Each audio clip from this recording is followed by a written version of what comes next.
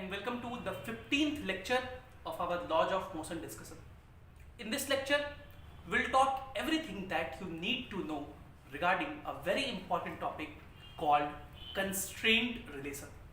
Constraint relation के बारे में आज हम लोग चर्चा करेंगे. One important point is this topic is one of the very important topic, and this topic is also called complex pulley block system. In the last lecture, we discussed what is simple pulley block system. Simple pulley block system क्या होता है, ये हम लोगों ने last lecture में चर्चा कर लिया था, उस पर सवाल भी कर लिए थे. In this lecture, we will talk about complex pulley block system. In complex pulley block system, we are faced with one problem, और उस प्रॉब्लम का सॉल्यूशन है कंस्ट्रेंट रिलेशन. अब ये क्या होता है, इसको मैं समझाने की कोशिश करूंगा. कंस्ट्रेंट रिलेशन, इसमें हम लोग पढ़ते हैं कॉम्प्लेक्स पुली ब्लॉक सिस्टम. कॉम्प्लेक्स पुली ब्लॉक सिस्टम.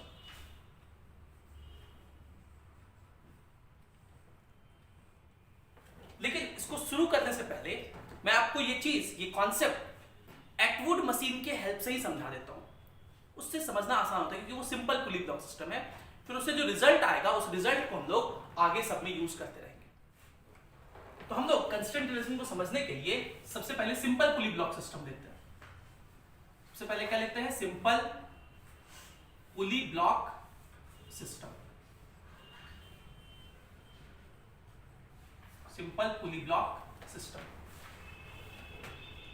ये सिंपल पुली ब्लॉक सिस्टम मैंने आपको सिखाया था. ये सीलिंग है, देखिए ये एक पुली है और इससे दो ब्लॉक बने हुए हैं. ध्यान देना, ये स्ट्रिंग सीधा सीधा होना चाहिए, ये धागा एकदम सीधा बनाना है. ये ब्लॉक M1 मास का और ये ब्लॉक M2 मास का है.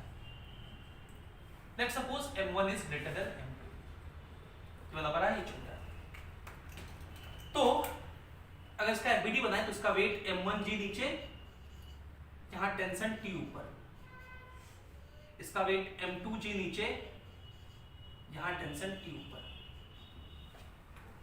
अब हम लोग याद कीजिए, मैंने आपसे ये कहा था कि जितना ये ब्लॉक नीचे जाएगा उतना ही ये ब्लॉक ऊपर जाएगा. क्या है, तो मैंने आपसे कहा था कि अगर इसका एक्सेलरेशन A कहते हैं तो इसका भी एक्सेलरेशन A होगा. मतलब अगर इसके एक्सेलरेशन को A1 कहें और इसके एक्सेलरेशन को A2 कहें तो हमने कहा था आपसे कि A1 और A2 बराबर होगा. ये जो इक्वेशन लिखते हैं ना, इसी इक्वेशन को कंस्ट्रेंट इक्वेशन कहते हैं, कंस्ट्रेंट रिलेशन कहते हैं. इसे क्या बोलते हैं, कंस्ट्रेंट रिलेशन.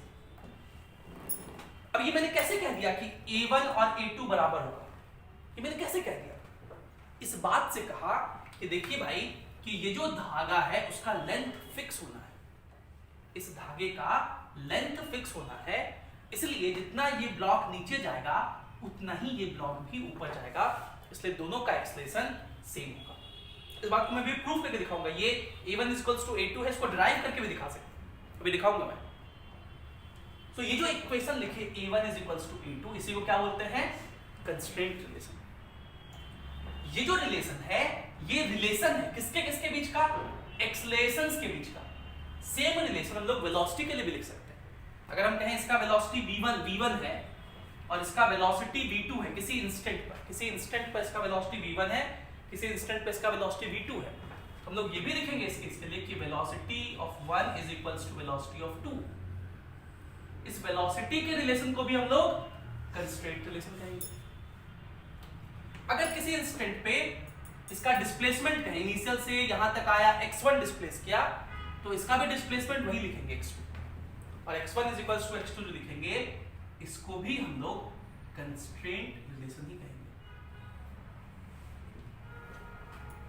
ठीक है.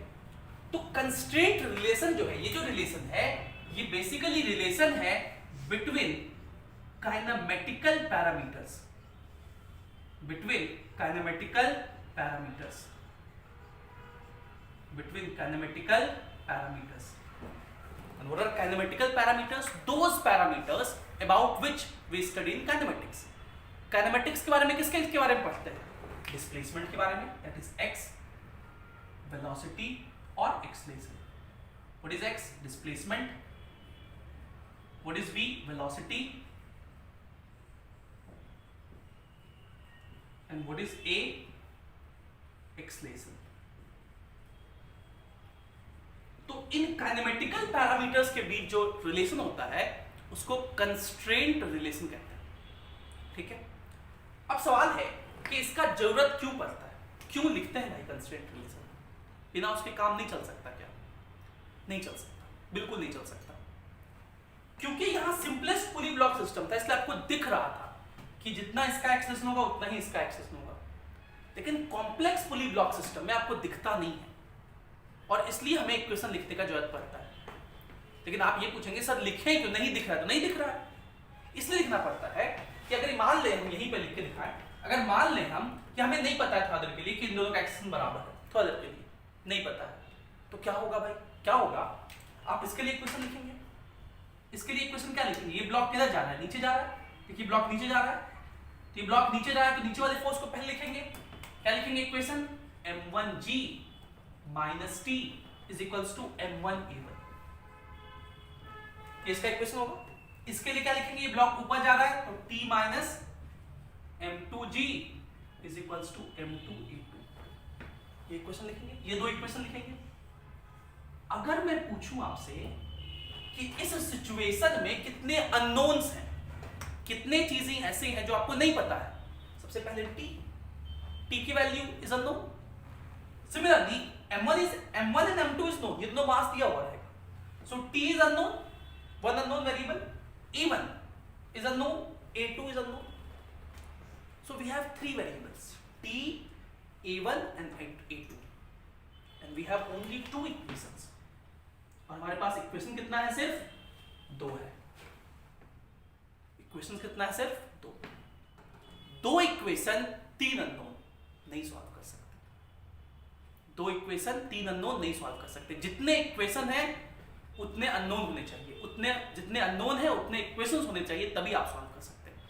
सो that means if there are three unknowns, यहां मैं लिख रहा हूं, here there are three unknowns, और वो क्या क्या है? t, a1 and a2, but we have only two equations and hence we need one more equation, और हम लोग को एक और इक्वेशन चाहिए, और वही इक्वेशन ये वाला है, इसे कंस्ट्रेंट रिलेशन कहते हैं। अगर आप देखिए हम ये बात लगा दें, इसमें यूज कर लें कि a1 और a2 बराबर है, तो यहां भी हम लोग a1 को तो a1 ही रहने देंगे और इस a2 को भी a1 कह देंगे, तो अब कितने वेरिएबल बचेंगे? तो यहां बचा t और इधर बचा a1, दो ही वेरिएबल, दो इक्वेशन सॉल्व कर लेते थे, ठीक है। सो अगर कोई आपसे ये पूछ दे कि कंस्ट्रेंट रिलेशन किसको कहते हैं, उसका डेफिनेशन लिखिए। स्कूल में पूछा सकता है, 11th के बच्चों के लिए स्कूल में पूछा सकता है, कंस्ट्रेंट रिलेशन का डेफिनेशन लिखिए। So what you will write, ये डेफिनेशन मैं यहां लिख रहा हूं। अगर आपके स्कूल में आ जाए कि what do you mean by constraint relation, explain with an example, तो आप ये डेफिनेशन लिख दीजिएगा और ये सिचुएशन दिखा दीजिएगा, ये सारी बातें लिख दीजिएगा, ठीक है। So what is constraint relation? तो ये जो मैंने इक्वेशन लिखा, इसको तो बोलते हैं डायनेमिक्स का इक्वेशन, लॉज ऑफ मोशन, इसको डायनेमिक्स कहते हैं। ये जो इक्वेशन मैंने लिखा इसको हम बोलते हैं डायनेमिक्स का equation.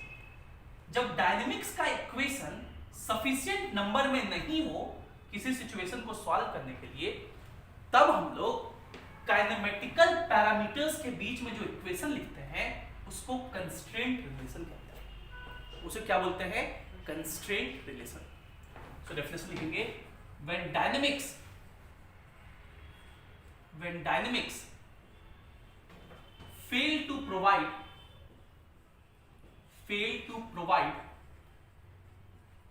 sufficient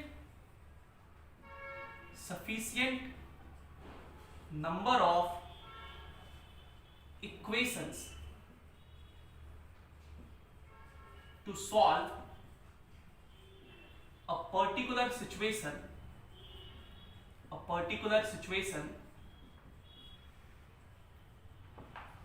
then we take help of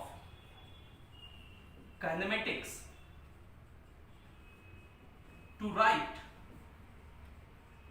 a relation between kinematical parameters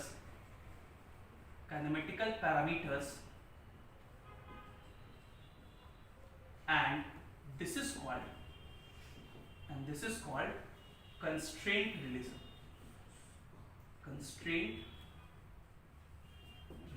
इसी को हम लोग क्या बोलते हैं? Constraint relation. इस बात को हम लोग कंस्ट्रेंट रिलेशन के नाम से जानते हैं। अब ये तो हमें समझ में आ गया कंस्ट्रेंट रिलेशन होता क्या है, क्यों लिखना पड़ता है। अब सवाल ये है कि सर लिखते कैसे हैं? तो इसके कुछ मेथड है, ठीक है। कंस्ट्रेंट रिलेशन को लिखने का कुछ मेथड है, और कंस्ट्रेंट रिलेशन जो भी होता है वो भी अलग अलग सिचुएशन में अलग अलग होता है। जैसे पुली ब्लॉक सिस्टम में जो कंस्ट्रेंट लिखते हैं उसको स्ट्रिंग कंस्ट्रेंट कहते हैं, स्ट्रिंग कंस्ट्रेंट। आगे हम लोग वेज ब्लॉक सिस्टम पढ़ेंगे, वहां पे वेज कंस्ट्रेंट लिखना होगा। और एक और होता है जनरल कंस्ट्रेंट, मतलब उसमें कोई भी रूल लगा सकते हैं, वहां पे डिफरेंशिएशन वगैरह लगा सकते हैं। वो खास करके आईटी में पूछा था, जेईई एडवांस में, जनरल मेंस या नीट में नहीं पूछा था, उसकी भी मैं एग्जांपल दिखाऊंगा। वहां आपको मैथ्स में एक टॉपिक पढ़ाया जाता है, फिर आपके मैथ्स वाले सर पढ़ाएंगे 12th में, एप्लीकेशन ऑफ डेरिवेटिव, उसका यूज करेंगे हम लोग वहां पे, उसके हेल्प से कंस्ट्रेंट लिखते हैं। तो वो भी एक आध दो मैं एग्जांपल कराऊंगा आपको, उसको जनरल कंस्ट्रेंट लिखते हैं। तो 3 कंस्ट्रेंट इंपॉर्टेंट आपको लिखना पड़ेगा। स्ट्रिंग कंस्ट्रेंट पुली ब्लॉक सिस्टम में लगाते हैं, दूसरा वेज कंस्ट्रेंट, और तीसरा जनरल कंस्ट्रेंट। और ये सारी बातें मैं आपको सिखाऊंगा। आज हम लोग क्या सीखेंगे? पुली ब्लॉक सिस्टम पढ़ रहे हैं तो ऑब्वियस बातें क्या सीखेंगे? String constraint. So in pulley block system we write string constraint. In pulley block system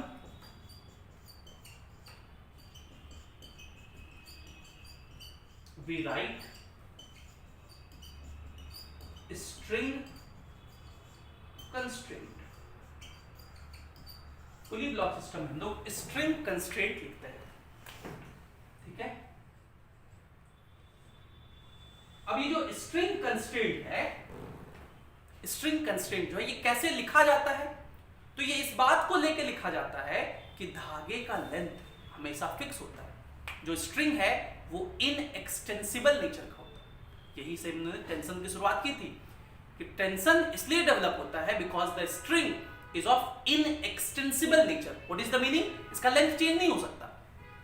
सो ये जो स्ट्रिंग कंस्ट्रेंट हम लोग लिखते हैं पुली ब्लॉक सिस्टम में, ये किस बात पे बेस्ड होता है कि धागे का लेंथ कांस्टेंट रहता है। सो पहले इसको लिखिए, फिर हम लोग ये सारा पॉइंट एक साथ लिखेंगे। Please note it down.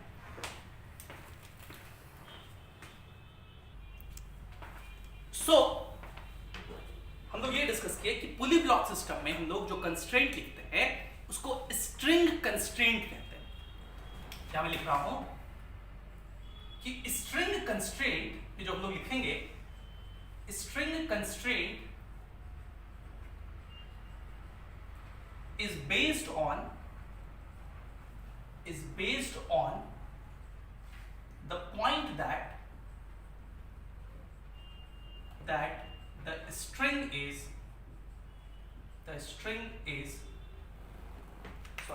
the point that the string is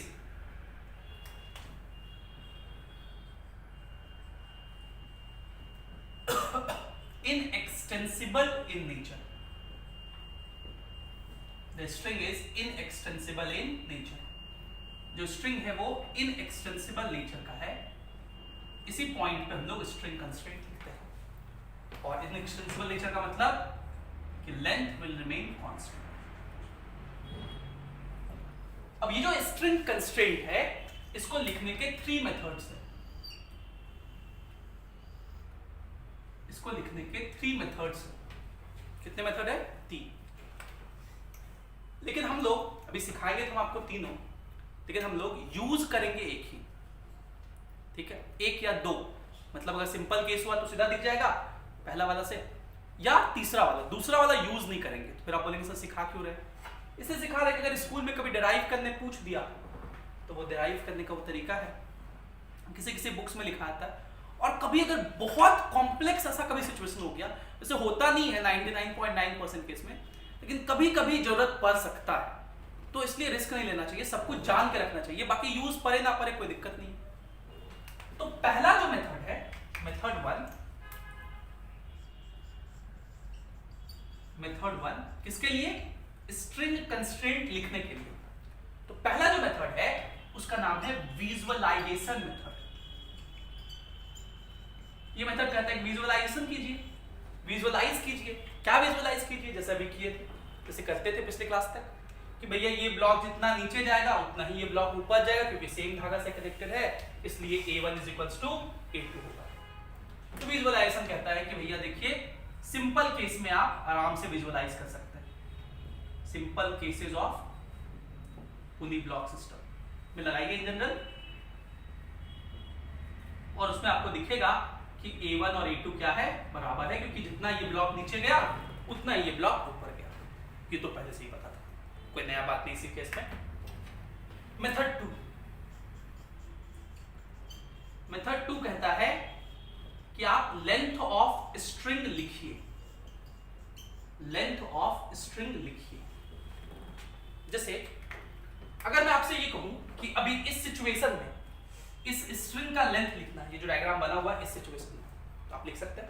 उसके लिए हम लोग क्या करते हैं, देखिए इस पुली का रेडियस हम लोग r मान लेते हैं, तो यहां से यहां तक का जो लेंथ होगा उसको पाई r कहेंगे। सेमी सर्कल है ना जी, पूरा का 2 पाई r होता है, यहां से यहां को पाई r कहेंगे। ये जो पोर्शन दिख रहा है आपको, इस पोर्शन का लेंथ हम लोग L1 मान लेते हैं, और इधर जो पोर्शन दिख रहा है यहां से यहां तक, उसको हम लोग L2 मान लेते हैं। तो अभी अगर इस सिचुएशन में हम इनिशियल लेंथ ऑफ स्ट्रिंग लिखें, इनिशियल लेंथ ऑफ स्ट्रिंग, तो क्या लिखेंगे? देखिए ये लेंथ हो गया L1 plus pi r plus L2, L1 plus pi r plus L2, ये यहां से यहां तक का स्ट्रिंग का लेंथ होगा। अब जब ये ब्लॉक कुछ मूव कर जाएगा, यहां आ जाएगा, तो मान लिए ये ब्लॉक x1 मूव किया, मुझे नहीं पता कि कितना मूव किया, x1 मूव किया, और ये ब्लॉक यहां से ऊपर गया होगा, तो ये जो मूव किया होगा उसको x2 मान लेते हैं। अब वापस से स्ट्रिंग का लेंथ लिखिए, फाइनल लेंथ ऑफ स्ट्रिंग। समझिएगा ध्यान से, कंफ्यूज नहीं होना चाहिए, बहुत सिंपल चीज है। जब ये ब्लॉक यहां आ गया, तो ये जो धागा दिख रहा था उसका लेंथ ये दिखेगा आपको। ये लेंथ कितना होगा? L प्लस x1 है ना, तो ये लेंथ कितना होगा? L1 plus x1, L1 plus x1। ये तो जो उसके ऊपर है वो अभी भी पाया दिखेगा प्लस। देखिए ध्यान से, ये ब्लॉक जब यहां था तो ये लेंथ L2 था, जब ये x2 ऊपर चला गया तो ऊपर वाला लेंथ कितना बचेगा? L2 माइनस x2, घटता जाएगा जी, L2 माइनस x2। और लेंथ ऑफ स्ट्रिंग कांस्टेंट रहता है, तो लेंथ ऑफ स्ट्रिंग जो होता है वो कांस्टेंट रहना है, तो जितना initial length is equals to final length कर देंगे। इनिशियल लेंथ कितना है? L1 plus pi r plus L2 is equals to final length कितना है? L1 plus x1 plus pi r plus L2 minus x2। अब देखिए इसमें से ये पाई r से पाई r कटा, L1 से L1 कटा, L2 से L2 कटा, इस x2 को इधर भेज दीजिए, तो x1 इज इक्वल्स टू क्या हो गया? x2। डिफरेंशिएट कर देंगे तो dx1 by dt is equals to dx2 by dt, और x के डिफरेंशिएशन को ही वेलोसिटी कहते हैं, तो v1 is equals to v2। एक बार और डिफरेंशिएट कर देंगे तो dv1 by dt is equals to dv2 by dt। दोनों साइड डिफरेंशिएट करना होता है, वेलोसिटी को ही डिफरेंशिएशन को ही एक्सेलेरेशन कहते हैं। ये देखिए कंस्टेंट रिलेशन आ गया, x1 is equals to x2, v1 is equals to v2, a1 is equals to a2। जैसा एक्सेलेरेशन के लिए होता है वैसा ही वेलोसिटी के लिए होता है, वैसा ही डिस्प्लेसमेंट के लिए होता है। तो ये जो हम लोग निकाले, ये निकाले लेंथ ऑफ स्ट्रिंग के मेथड से। ये थोड़ा लंबा मेथड है, इतना मेहनत कंस्ट्रेंट के लिए करेंगे तो बहुत मुश्किल काम है, इसलिए हम लोग इतना नहीं करते हैं, और इसी के लिए थर्ड मेथड इजाद किया गया, मेथड 3। लेकिन हम ये इसलिए बता दें कि स्कूल में अगर कभी डिराइव करने आएगा तो इस तरह से डिराइव कर दीजिएगा, ठीक है? जान के रखिए, अगर कभी यूज पड़ गया, हालांकि पड़ेगा नहीं, लेकिन कभी अगर एक केस में कहीं पड़ गया तो यूज कर सकते हैं। बुक्स में लिखा रहता है, बहुत सारे बुक्स में क्वेश्चन भी इसी मेथड से बना देता है, लेकिन हम लोग मेथड 3 से बनाएंगे, वो ज्यादा यूज करेंगे। मेथड 3 मेथड 3 के बारे में मैं वर्क पावर एनर्जी में आपको और डिटेल में बताऊंगा। ये जो मेथड 3 है वो वहीं से आया है। अभी आप याद रखिए कि सिग्मा, सिग्मा मतलब सम, एडिशन, किसका, टी डॉट ए वो 0 होता है। हम लोग डॉट प्रोडक्ट किए हैं, सिग्मा टी डॉट ए 0 होता है, या इसको ऐसे भी लिख सकते हैं सिग्मा टी डॉट बी ये 0 होता है, या सिग्मा टी डॉट एक्स ये 0 होता है। अब ये बात क्या है, पहले इतना लिखिए, फिर मैं इस थर्ड मेथड को समझाऊंगा, और यही मेथड हमारे लिए सबसे इंपॉर्टेंट भी होगा। Please note it.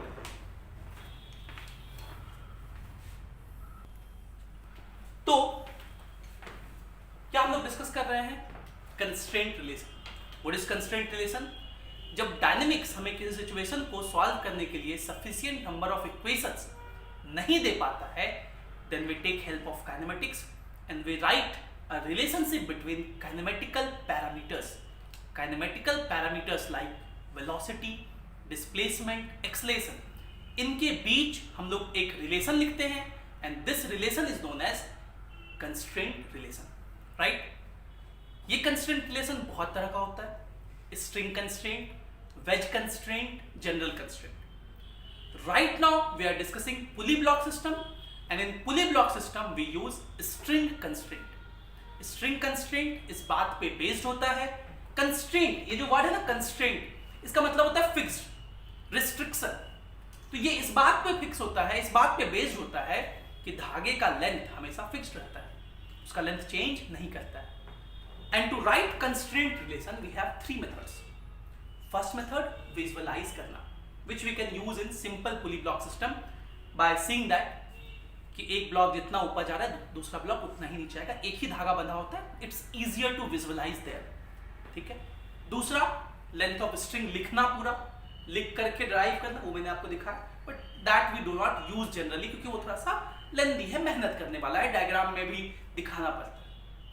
What we use is this point, ठीक है, ये पॉइंट हम लोग यूज करते हैं, sigma T dot A is equals to 0, या sigma T dot B is equals to 0, या sigma T dot X is equals to 0। कब कौन सा यूज करेंगे? अगर आपको एक्सलेशन के लिए चाहिए तो ये वाला, वेलोसिटी के लिए चाहिए तो ये वाला, और डिस्प्लेसमेंट के लिए चाहिए तो ये वाला। इसको मैं कुछ एग्जांपल से समझाता हूं। पहले तो हम लोग एटवुड मशीन से ही सीख लेते हैं, बाकी मैं 1-2 और एग्जांपल्स आपको भी सिखाऊंगा। तो हम लोग एग्जांपल्स करते हैं, और पहला एग्जांपल मैं एटवुड मशीन का ही ले लेता हूं कि उसमें हम लोग को पता है कि A1 = A2 होता है, तो उससे चेक भी हो जाएगा कि सही आ रहा है कि नहीं आ रहा है। तो देखिए ये सीलिंग है,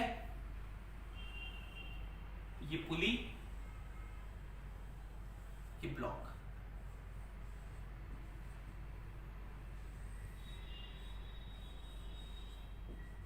ये M2। ये कंस्ट्रेंट लिखने के लिए इन हम लोग एक्सप्रेशन वाला लिखते हैं क्योंकि वही ज्यादा यूज होता है। वेलोसिटी वाला भी लिख सकते हैं, डिस्प्लेसमेंट वाला भी, जैसा क्वेश्चन में पूछेगा।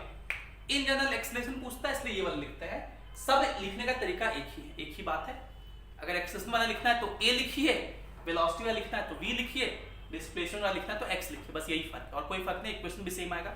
अगर आपको कुछ भी ना आए तो एक्सलेशन वाला सीख लो, और अगर A1 = A2 आ गया, या A1 = 2A2 आ गया, या A1 = 3A2 आ गया, तो आप उसके जगह A की जगह B कर देना, V1 = 3V2 हो जाएगा, ठीक है, कोई वो नहीं। या डिस्प्लेसमेंट के लिए पूछे तो x1 = 3x2 हो जाएगा, नो मैटर।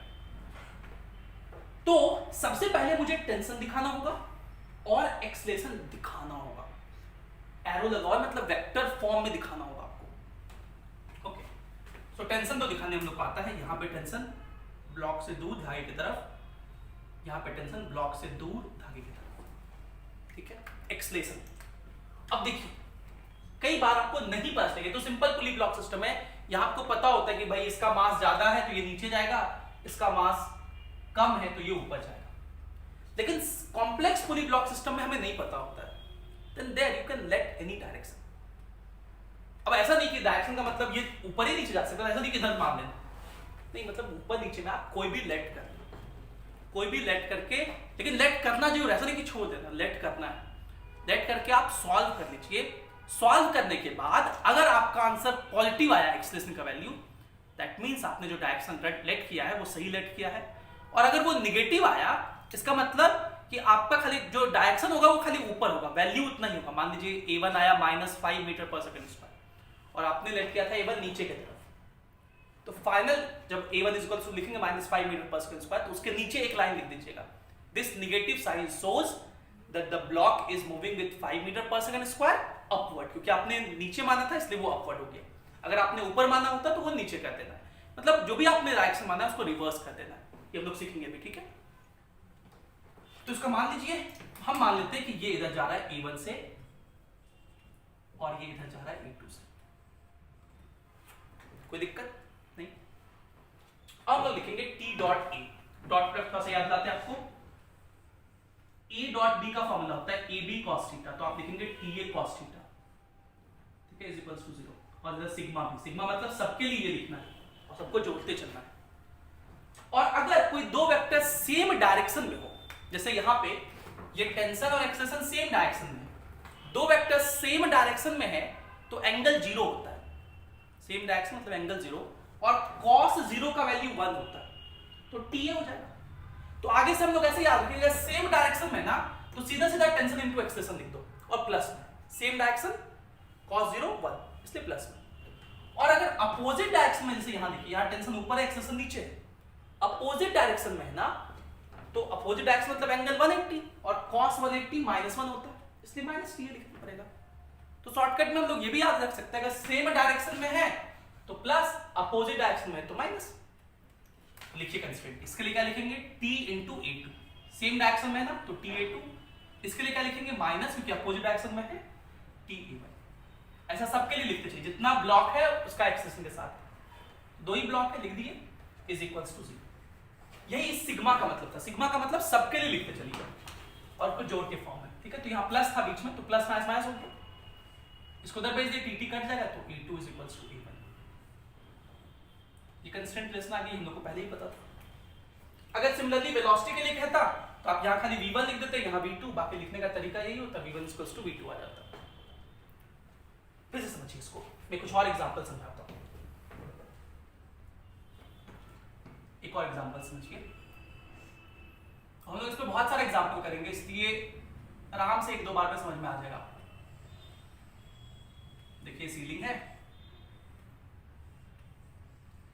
ये मैंने एक ब्लॉक लगाया है 5 kg का,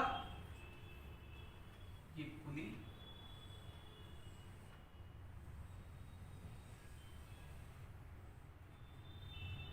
और ये मैंने एक ब्लॉक लगाया है 4 kg का, ठीक है। सबसे पहला काम देखिए, दो काम सबसे पहले आपको करना है हमेशा, टेंशन लिखना है। ये कॉम्प्लेक्स पुली ब्लॉक सिस्टम हो गया, आप देखिए एक ही पुली नहीं, ज्यादा पुली है और ये सिस्टम चलेगा भी, ठीक है। रुका हुआ है कि नहीं रुका हुआ ये पता नहीं है, तो अगर नहीं पता है तो आप मानेंगे कि ये चलेगा, ठीक है, और सॉल्व करेंगे उसी तरह। अगर एक्सप्रेशन 0 आ गया मतलब रुका हुआ है, ठीक है, नहीं आया तो मतलब चल रहा है। अब इसमें आप सबसे पहला काम करेंगे टेंशन दिखाना, सबसे पहला काम वही है, टेंशन दिखाना। टेंशन दिखाइए, इस स्ट्रिंग से भी शुरू कर सकते हैं, इस स्ट्रिंग से भी। मैंने आपको सिखाया था, अगर आपको आसानी से करना हो तो आप सबसे लॉन्गेस्ट स्ट्रिंग से चलिए इन जनरल। तो ये टेंशन T हो गया, ये सेम धागा है, इस पूरे धागे में टेंशन T होगा। इस पुली के लिए अगर देखेंगे तो यहाँ पे टेंशन पुली से दूर धागे की तरफ T लगेगा, क्योंकि सेम धागा है। यहाँ पर भी टेंशन T ऊपर लगेगा। हम लोगों ने ये भी डिस्कस किया था कि पुली पर नेट फोर्स 0 होता है, तो इस पुली पे जितना फोर्स ऊपर उतना ही फोर्स नीचे।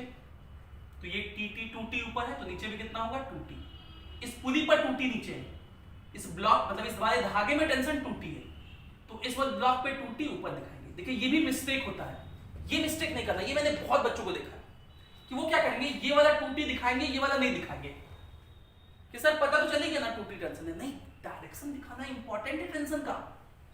ये तो क्योंकि कंस्ट्रेंट कैसे लिखेंगे, A dot T dot A करना है ना, तो डायरेक्शन इंपॉर्टेंट है ना, वो गलती नहीं करना है। ये टेंशन दिखानी, दोनों टेंशन ऐसे दिखना चाहिए आपको, एरो एक दूसरे की तरफ ऐसा वाला। अब ये मुझे भी नहीं पता है literally, right now I don't know which block will go in which direction, ठीक है, मुझे भी नहीं पता। लेकिन अगर आपको लगता हो कि ये भारी लग रहा है तो सर इसको इधर मान लीजिए, इसको ऊपर मान लीजिए, या किसी को ये लगता हो कि सर इसको नीचे मान लीजिए, इसको ऊपर मान लीजिए, तो आपको जैसा लगता हो आप मान लीजिए, जैसा आपका मन करे, ठीक है। तो हम ऐसे ही मान ले रहे हैं, हम मान लेते हैं चलो ये भारी दिख रहा है तो ये A1 से नीचे जाएगा और ये वाला A2 से ऊपर जाएगा, ठीक है। अब मैं कंस्ट्रेंट लिखने सिखा रहा हूं, तो मेरा काम है सिखाना, इसलिए मैं अभी सिखा तो रहा हूं, लेकिन आगे भी हम लोग इसका यूज नहीं करेंगे, क्योंकि हम लोग इसको देख करके बिना वो इक्वेशन लिखे डायरेक्ट ही बता सकते हैं कि एक्सप्रेशन में क्या रिलेशन होगा, उसको ट्रिक कहेंगे, वो भी हम लोग सीखेंगे। लेकिन पहले लिखना सीख लो। सिग्मा टी डॉट ए 0 होता है, ये सीखे हम लोग, तो लिखिए टी डॉट ए। इसका टेंशन कितना है टी, एक्सप्रेशन कितना है A1, दोनों ऑपोजिट डायरेक्शन में है ना, इसलिए क्या लिखेंगे minus T A1, opposite direction minus लिखते हैं। इसके लिए क्या लिखोगे, सेम डायरेक्शन में देखिए 2t A2, इसलिए मैंने कहा था कि ये डायरेक्शन दिखाना इंपॉर्टेंट है, क्योंकि आप इसको देखोगे तब ना कहोगे इसके साथ सेम डायरेक्शन में है। अगर आप इसको देख लेते तो ये नीचे ये ऊपर, ऐसा तो नहीं होगा भाई। ये एक्सलेशन किसका है, ब्लॉक का, तो टेंशन भी किस पे दिखाओगे, ब्लॉक पे। तो ये 2t ऊपर, 2t into A2 same direction में, इसलिए प्लस, ये सबके लिए लिख दिए इज इक्वल्स टू 0। ब्लॉक के लिए लिखना है सर, सारे ब्लॉक के लिए। इसको उधर भेज दीजिए, तो 2t A2 is equals to t A1, tt कटा 2A2 is equals to A1, मतलब let A2 is equals to A, मतलब जिधर नंबर हो ना उधर वाले को A मान लीजिए। तो A1 का वैल्यू क्या हो जाएगा, A1 है 2 टाइम्स ऑफ A2 और A2 को हम लोग A माने, तो A1 हो जाएगा 2, मतलब ये दोनों A के फॉर्म में हम लोग लिखते हैं। A1 का वैल्यू A, A2 का वैल्यू, A2 का वैल्यू A, A1 का वैल्यू 2A, ठीक है। फिर आप mg दिखाओगे, इसका वेट 50 न्यूटन नीचे, इसका वेट 40 न्यूटन नीचे, A1 का वैल्यू पता हो गया 2A, तो 2A लिख देते हैं, A2 का वैल्यू A, और फिर इक्वेशन लिख के सॉल्व कर देंगे। अब ये सीख लीजिए कि इस चीज को हम लोग ट्रिक से डायरेक्ट लिख सकते हैं। ये जो मैंने यहां लिखा ना, ये इतना लिखने का जरूरत नहीं है, ये डायरेक्ट लिख सकता है। मैंने इसको एक कहानी की तरह बनाया है कि मान लो तुम बहुत टेंशन में हो और मैं तुम्हें लड्डू खिलाने पहुंच जाऊं, और बहुत टेंशन तुम्हारे दिमाग में चल रहा है। वैसे टेंशन चलना नहीं चाहिए, टेंशन तो धागा में लगता है, लोग झूठ मूठ का माइंड में लगाते हैं, इसलिए हम कभी टेंशन नहीं लेते। तो मान लो तुम्हारे दिमाग में बहुत टेंशन चल रहा है और हम लड्डू लेके पहुंच जाए, तो ज्यादा टेंशन होगा तो इन जनरल क्या होता है, लोग कम खाते हैं, बहुत कम। जितना ज्यादा टेंशन उतना कम खाएगा, उतना कम लड्डू खाएगा। और हमको देख लो, कोई टेंशन नहीं, जितना कम टेंशन उतना ज्यादा लड्डू खाएंगे, है ना। वैसे ही हम लोग लड्डू खिलाएंगे। अब आम भाषा में बोलने के लिए हम लोग इन दोनों ब्लॉक को देखेंगे, लेकिन देखो भैया ये टी है, एक टेंशन लेके बैठा है और इसके पास दुगुना टेंशन है, तो जिसके पास ज्यादा टेंशन ना उसको हम एक लड्डू खिलाते हैं, बहुत टेंशन में मत रहना, इसलिए ज्यादा टेंशन एक लड्डू खिला दिए। अब इसके पास इससे दुगुना कम टेंशन है, इसके पास टेंशन कम है ना इससे, इसलिए इसको मैं ज्यादा लड्डू खिलाऊंगा, क्योंकि दुगुना कम है इसलिए 2 गुना ज्यादा लड्डू खिलाऊंगा। तो इसका A, इसका 2, डायरेक्ट ये A, ये 2। कैसे लिखे समझ में आया? आगे मैं और एग्जांपल समझाऊंगा। ज्यादा टेंशन एक लड्डू, कम टेंशन ज्यादा लड्डू। अब कितना ज्यादा, तो इसी को देख करके, है ना, टेंशन 2 टाइम्स कम था इसलिए 2 टाइम्स। तो ये एक्सप्रेशन लिखने का तरीका हो गया। अब इक्वेशन लिखना तो आपको आता ही है। ये ब्लॉक नीचे जा रहा है, ये ब्लॉक एक्सप्रेशन देखिए, एक्सप्रेशन देख के पता चलता है किधर जा रहा है, इसलिए एक्सप्रेशन मानना शुरुआत में बहुत जरूरी है। ये ब्लॉक नीचे जा रहा है, तो नीचे वाले फोर्स को पहले लिखेंगे, क्या लिखेंगे, 50 minus T is equals to mass 5 into expression 2a, 10 हो गया। ये पहला इक्वेशन। इसके लिए लिखिए ये ब्लॉक ऊपर जा रहा है, ऊपर की तरफ force 2t minus 40 is equals to 4a। अब देखिए, अगर मैं A1 और ये A2 में रिलेशन नहीं निकालता, कंस्ट्रेंट नहीं निकालता, तो मुझे यहाँ पे A1 मिलता, यहाँ पे A2 मिलता। देखिए आपको 3 वेरिएबल लिखते हैं, T, A1, A2 नहीं सॉल्व कर पाते। उसी के लिए हम लोग कंस्ट्रेंट लिखेंगे और AA में लिख लिए। तो अब देखिए मुझे 2 ही वेरिएबल दिखता है, T और A, यही कंस्ट्रेंट रिलेशन है। तो इसको सॉल्व कर लीजिए। कैसे सॉल्व करेंगे, इस इक्वेशन में 2 मल्टीप्लाई कर देंगे, तो ये हो जाएगा 100 माइनस 2t, ये वाला इक्वेशन कर रहा है, 100 minus 2t is equals to 20a, और दोनों को ऐड कर देंगे, तो ये 2t माइनस 2t निपट गया, 100 माइनस 40 60, ये 24a। तो a हो जाएगा 60/24, तो इसको 12 से काट दीजिए तो 5/2, मतलब 2.5 metre per second square. Wait, in general बच्चे यहीं तक निकाल करके छोड़ देते हैं, नहीं, आदत डालिए, ये एक्सप्रेशन निकालने के बाद इस चीज को यहां दिखाएं। a का वैल्यू कितना है 2.5, a यहां है, ये हो गया 2.5 मीटर पर सेकेंड स्क्वायर, ये यहां है 2a, मतलब इसका दुगुना, मतलब 5 मीटर पर सेकेंड स्क्वायर। और इसके बाद क्वेश्चन में पढ़िए कि किस वाले ब्लॉक का एक्सेलरेशन पूछे हो भैया। अगर क्वेश्चन में कहेगा एक्सेलरेशन ऑफ 4 kg ब्लॉक, तो कहेंगे 2.5 metre per second square, direction upward. और मैंने आपको कहा था ना कि अगर अभी उल्टा मान भी सकते थे, अभी मैंने लकीली ऐसे ऐसे माना और पॉजिटिव ही आ गया। पॉजिटिव आ गया मतलब जो डायरेक्शन माने सही माने। अगर मान लो मैं इसको उल्टा मानता इधर की तरफ, तो आंसर आता -2.5, तो हम लोग वही लिखते हैं, नीचे की तरफ -2.5। हम लोग कहते हैं भाई मेरा आंसर निगेटिव है ना, इसका मतलब जो डायरेक्शन है वो उल्टा होगा, ऊपर होगा। ठीक है, अभी वो किसी में आ ही जाए कोई एग्जाम्पल में, क्योंकि अभी तो मैंने ऐसे कुछ भी मान दिया नीचे ऊपर और वो सही आ गया, मुझे भी नहीं पता था, इसलिए उसका टेंशन नहीं लेना। तो क्वेश्चन में देख करके किस ब्लॉक का एक्सेशन पूछा है उसका एक्सेशन लिख देंगे। अगर इसका पूछा तो 2.5, इसका पूछा तो 5, और ऑप्शन में दोनों रहेगा, तो इसलिए ध्यान देना है। ऐसा नहीं कि इतना सॉल्व किया, इतना मेहनत करके और फिर मार्क निकल गए। आज के लेक्चर को एक बार और अच्छे से देखिए, समझिए। कंस्ट्रेंट रिलेशन में बहुत लोगों को थोड़ा दिक्कत होता है, मैंने कोशिश किया कि एकदम सिंप्लीफाइड फॉर्म में आपको शुरुआत करवाऊं। इसी इंट्रोडक्शन के साथ हम लोग अगली क्लास में मिलेंगे, और अगली क्लास में इस पर कुछ और एग्जांपल्स, बहुत अच्छे अच्छे एग्जांपल्स इसके ऊपर चर्चा करेंगे, ताकि कंस्ट्रेंट रिलेशन और अच्छे से क्लियर हो सके। Right, so this completes our today's lecture. Thank you for being with us, have a great day.